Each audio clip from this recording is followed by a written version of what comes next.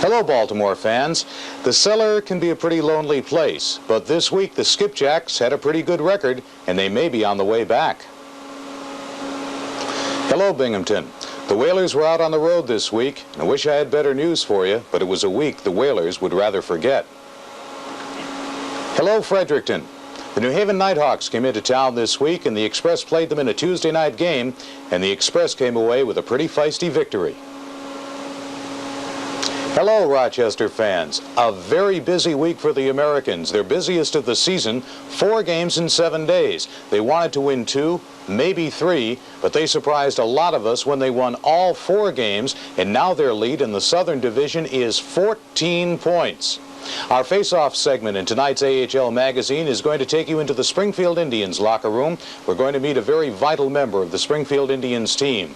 In our third period, we'll bring you around the league visually. And in overtime, you'll see the standings currently in the American Hockey League and an upcoming calendar of events. So stay tuned because the AHL Magazine will continue.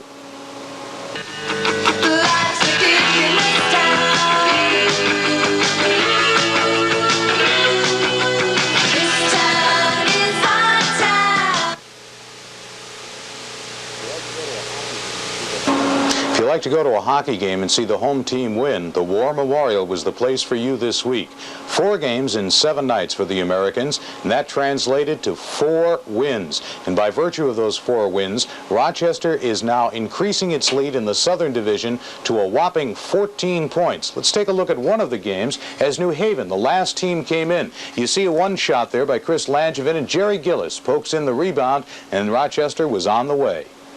It was the best of weeks for Rochester. They passed the puck very well. They even dug it out of corners well. And even when a shot went awry, New Haven would leave it on the doorstep.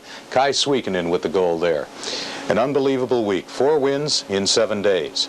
Our face-off segment is coming up next. You'll be meeting NHL linesman Kevin Collins, who got his start in the American Hockey League. An old friend is going to be dropping by. His name is Peter Puck. I think you'll remember him. You'll also meet a very important member of the Springfield Indians team. All that in Face-Off when we come back.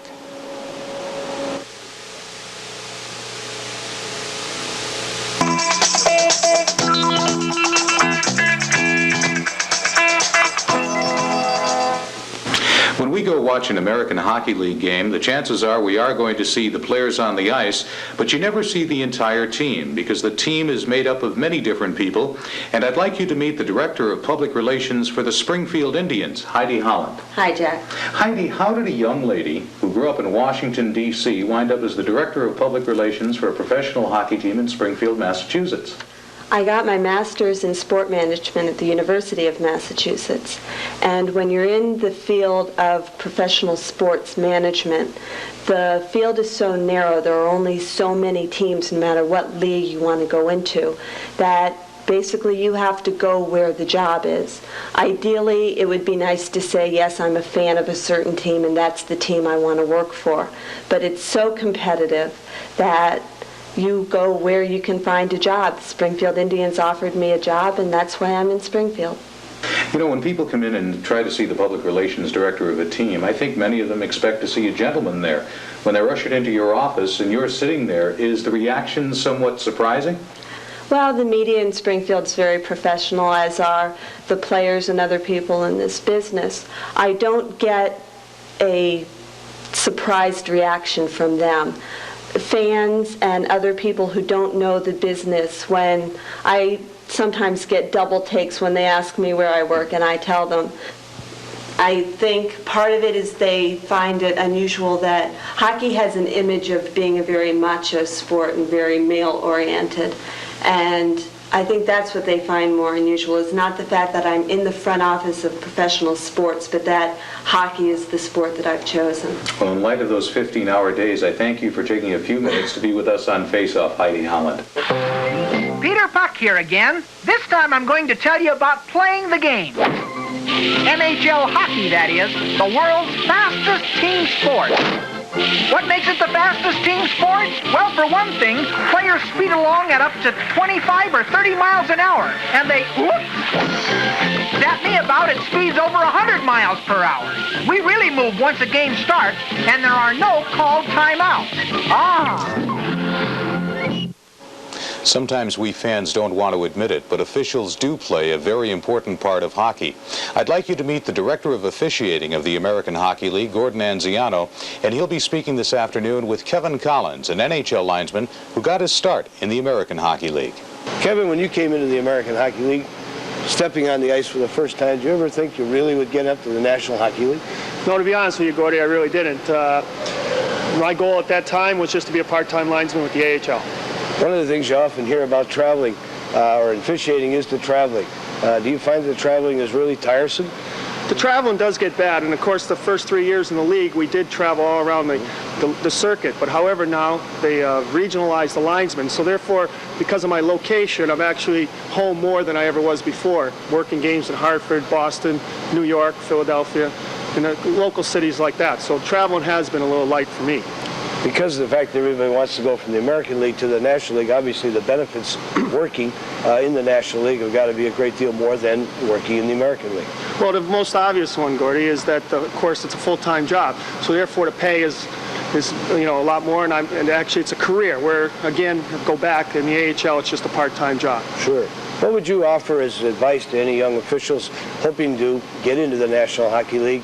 What would your advice be to them, to what they could do to get to the National League? Well, again, to take the proper steps to get to the National Hockey League would be to apply and get into the American Hockey League. It is definitely the best training grounds for professional officials. Thanks, Kevin. Back to you, Jack. Coming up, the third period. Bob Gallerstein is going to take us around the league for some very interesting highlights. Don't go away. We'll be back. Hit me with your best shot. Why don't you hit me with your best shot?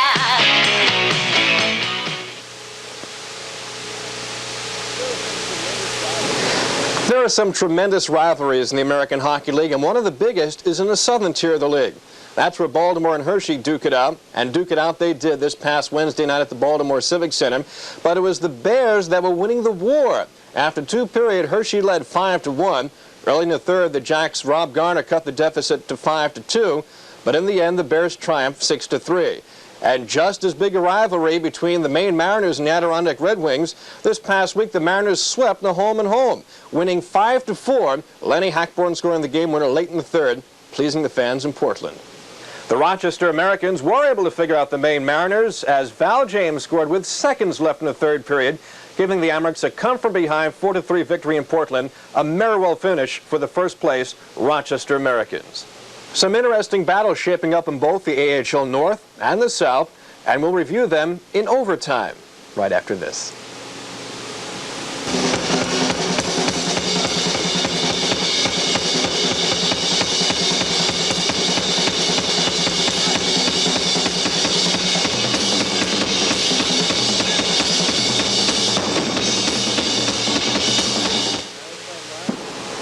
That maritime rivalry between Fredericton and Nova Scotia heating up. Presently, it's the Express with a 3-point lead over the second-place Voyageurs. Adirondack has third place. They lead the Moncton Alpines by a mere 2 points. The first-year Sherbrooke Jets in fifth place with 29 points, a 3-point lead over a very disappointing Maine Mariner squad, the Mariners in the cellar.